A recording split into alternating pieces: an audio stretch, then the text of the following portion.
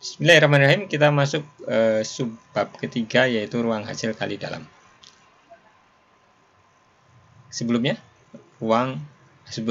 hasil kali skalar. Ya. Nah, ruang hasil kali dalam. Di sini langsung dikasih kata ruang.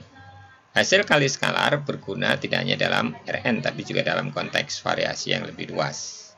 Untuk mengeneralisasi konsep ini ke ruang vektor lainnya, maka diperkenalkan definisi seperti ini. Jadi dia sebenarnya adalah generalisasi dari hasil kali skalar. Apa itu hasil kali dalam? Sebelumnya sudah saya singgung apa itu hasil kali dalam. Hasil kali dalam pada ruang vektor V adalah suatu operasi pada V, ruang vektor kita bicara, yang menunjuk setiap pasang vektor X, Y elemen V suatu bilangan real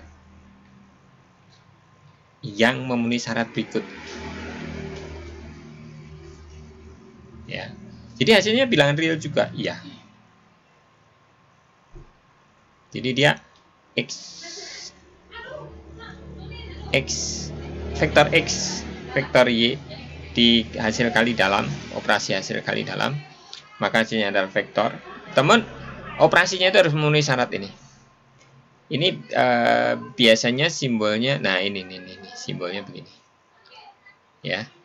Jadi X, X lebih besar sama dengan 0, persamaan jika X sama dengan 0.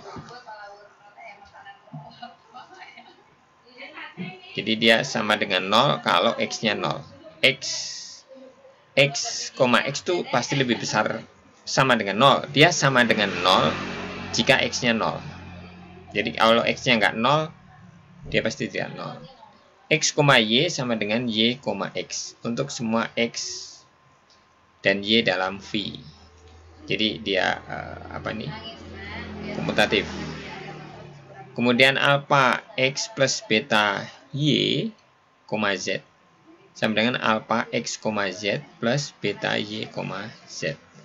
Ini sebenarnya operasi hasil kali dalam ya, dalam kurung ini. Untuk semua X, Y, Z di dalam V dan semua skalar alpha B. Jadi sebuah ruang vektor V dengan hasil kali dalam disebut ruang hasil kali dalam. Jadi sebenarnya ketika V ruang vektor, kemudian dia punya operasi hasil kali dalam, maka ruang vektor itu ditambah operasi hasil kali dalam itu, maka dia disebut ruang hasil kali dalam. Ini definisi, ini konsep, teori, kita kenalkan. Seperti saya bilang, ini truk, ini bis. Terus saya bilang, bis ada yang atasnya ada tempat duduknya, gitu kan? Bis atasnya ada tempat duduknya, iya. Terus terbuka lagi, bawahnya juga tempat duduk, jadi dia tingkat. Apa itu? Bis wisata. Pernah lihat? Oh, bandros lantai 2-nya nggak ada. Di mana ada ya? Oh, di film. Oh ya, di beberapa negara maju ada. Kita definisikan itu. Ya, jadi ada sifat tambahan, maka kita kasih nama tambahan. Nah, gitu. Ruang vektor kita kasih satu operasi hasil kali dalam, maka dia disebut ruang hasil kali dalam. Gitu. Di sini kita bisa lihat beberapa kasus. Namun mungkin kasus ini tidak terlalu mudah lah untuk kita memahami kasus ini, tapi yang jelas kita punya lah bahwa ada operasi hasil kali dalam. Simbol ruang operasi hasil kali dalam itu seperti ini simbolnya. Mungkin ini salah ketik bahwa dia harusnya simbolnya begini, gitu ya. Bukan kurung biasa. Gitu.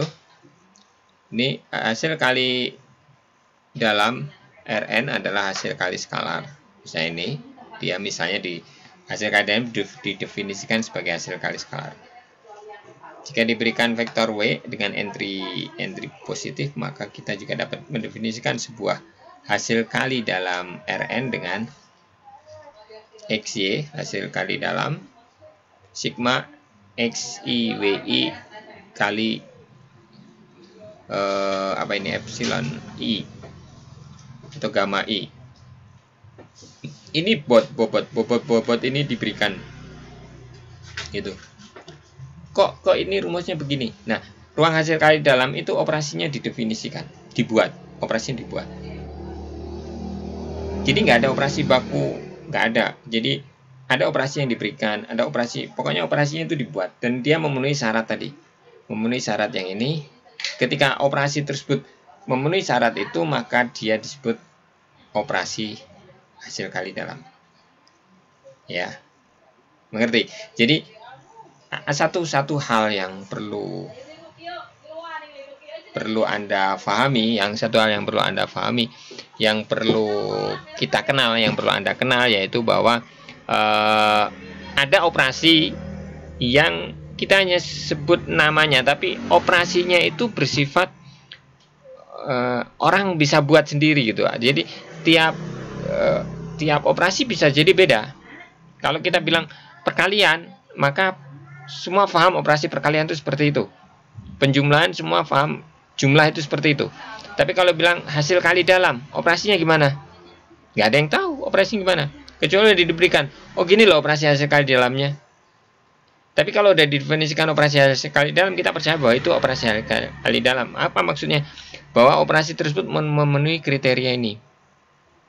Karena sebenarnya kalau dia tidak memenuhi kriteria ini, dia tidak bisa disebut operasi hasil kali dalam. Itu. Jadi operasinya gimana? Ya kita nggak sama, tidak satu operasi, tapi ada beberapa operasi, ada banyak operasi, dan orang bisa definisikan operasi itu.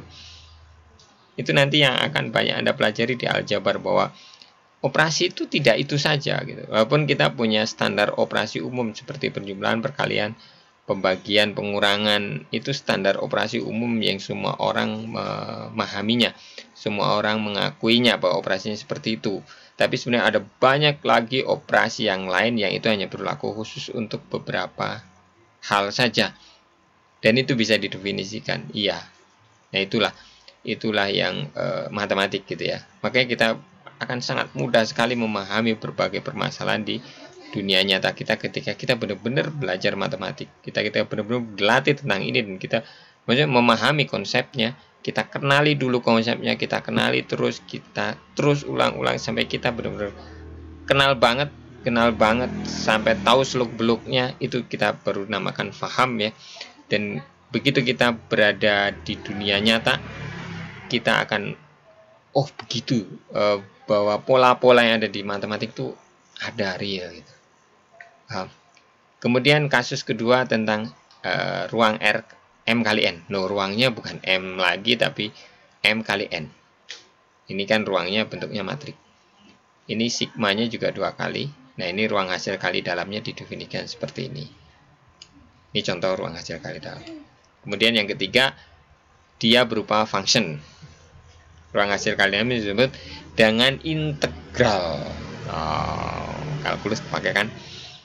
Loh, kok bisa? Ya itulah. Kemarin banyak contoh tentang function, ya kan? Polinom, gitu. Ya, walaupun nggak saya bahas rinci. Contoh-contoh di situ agak mengasihkan gitu. Tapi nanti kalau kita asik di contoh itu, kita lupa akan konsep umumnya. Jalur konsepnya bisa ini kita terjebak pada minimum lokal atau maksimum lokal. Makanya yang penting konsep umumnya ngalir dulu, Anda ngalir gitu. Oke, jadi sebenarnya ruang hasil kali dalam semua operasinya didefinisikan. Paham sampai sini ya? Ini yang harus kita pahami, dan dia memenuhi sifat-sifat dari ini. Oke, itu aja. Ruang hasil kali dalam sudah kita pahami. Pengenalan ruang hasil kali dalam. Nanti kita lanjutkan di video berikutnya.